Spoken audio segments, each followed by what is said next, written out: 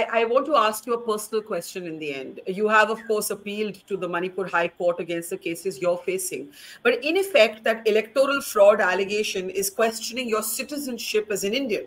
You yourself, Professor, are being called or accused of not being Indian. How does that make you feel?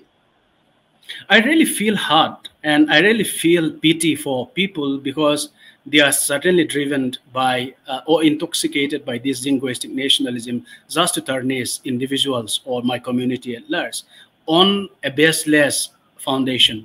And just to search for the ghost of my father after 16 years of his death and use that as a ruse or an excuse, to doubt my citizenship is it's very pitiful.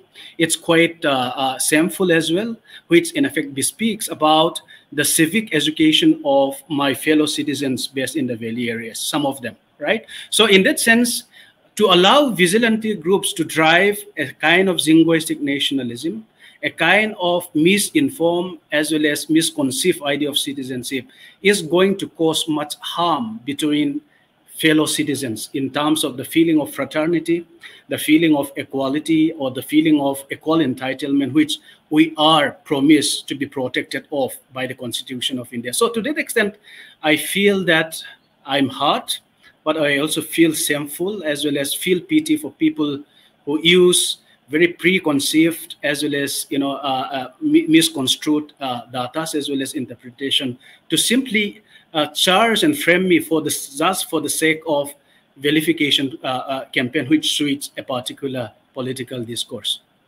Well, you have expressed your faith in the legal process, and the Supreme Court has given you these 2 weeks to seek justice and intervention from the Manipur High Court. We'll check in on what happens with you on that after a few days, Professor.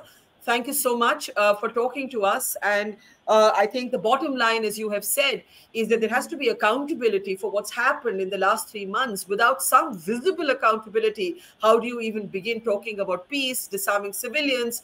Trust has to be brought back, and there has to be visible penalizing, as it were, for those that allowed this to happen on their watch. Thank you. That is the essence of, in a way, your argument. You made many arguments. I'm simplifying, of course, but thank you so much for talking to us, and take care. Thank you so much, Barkha.